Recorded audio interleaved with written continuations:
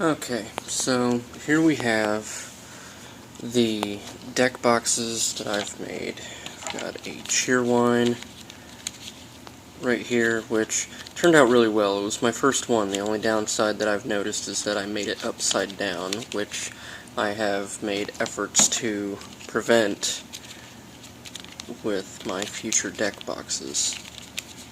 Each and every one of these is made from either soda can boxes, or in this case I made these from a Red's Apple Ale beer box, which this one was in some pretty ill repair, but it still turned out pretty decently for what it is.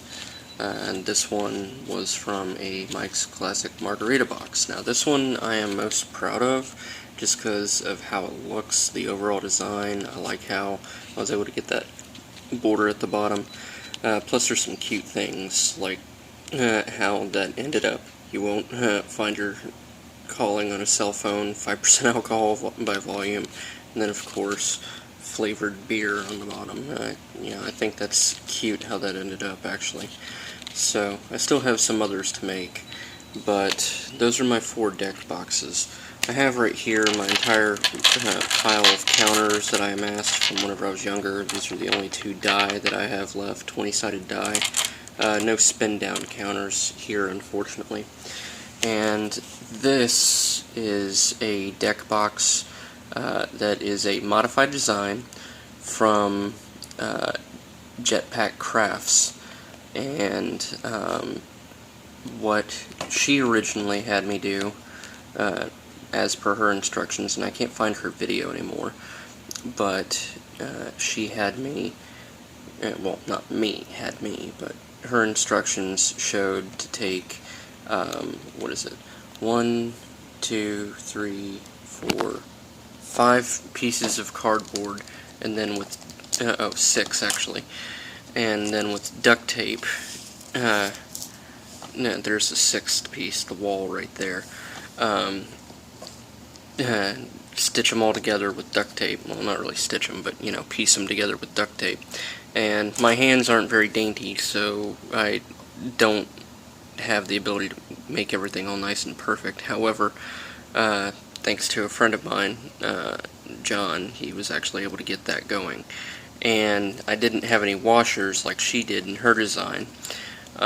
So what I did was I just picked up some magnetic strips like this right here. Got these from Walmart. It's a huge pack for $1, so that worked out pretty well. And I've got the magnetic strip down there, and another one right there up at the top, right there. This little blemish is from where originally I had decided to try to use a beer bottle cap to act as the magnetic hold for a piece that was originally right here in the center, but that just didn't work out. Now, her design at Jetpack Crafts did not have cardboard here or here. It was just a loose flap, but I decided I wanted a hard flap so that it would just snap.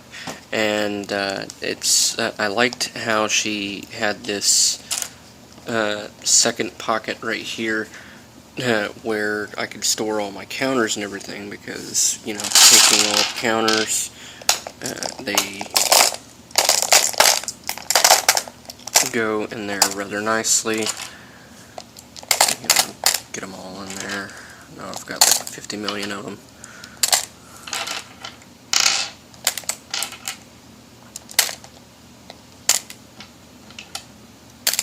So those fit in there nicely, and I've even got room for my 2 20-sided die.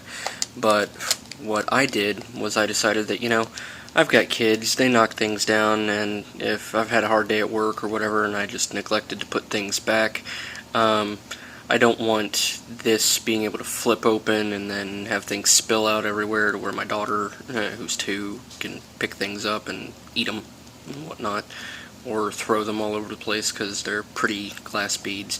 So partnered up with my wife to come up with this idea.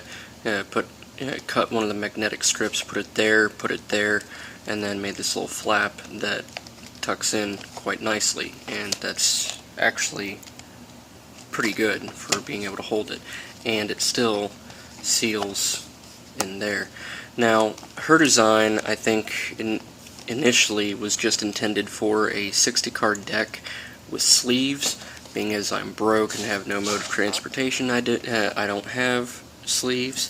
So I, thought, oh hey, I'll make one of these deck boxes from a template that I found online. These are my decks, and these are my wife's decks. So initially I had them in here, just like that. Well, I just opened that on accident.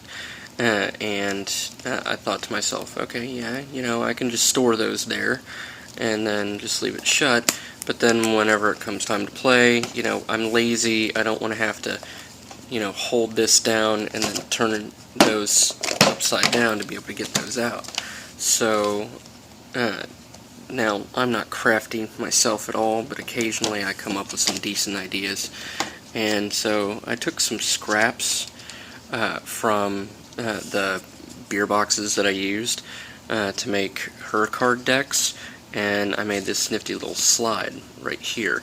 So just stick that down there, stick one deck right there, and one deck right there. I cut it so that it doesn't protrude through the layer, so now everything holds together quite well. And whenever I'm ready to play, slide up, grab whichever deck I want. So if I want to play with this deck, I can do that. I can leave the slide in there and say, oh, okay, cards are back down in that deck. Let's grab this one, and there we are. We're good to go. So that's what I've been doing with my spare time. I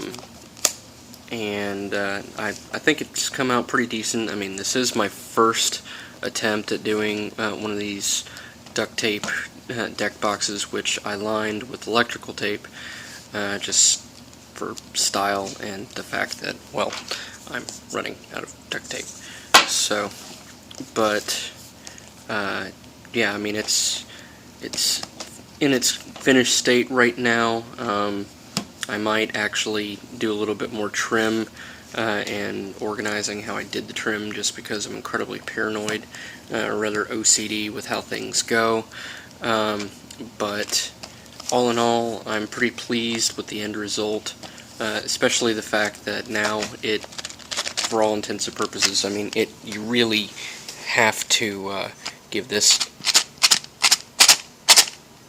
some effort to tug it loose, and it still sticks in there pretty good.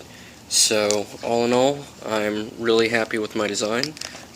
Yes, I know, go ahead and crucify me for not using sleeves for my cards, but I just play casually, so I'm not really worried about that, and I haven't really gotten to the point of trading cards with anybody yet, but I have fun with it, and now I have a nifty, handy-dandy way of keeping my stuff semi-protected, or, well, more than semi-protected.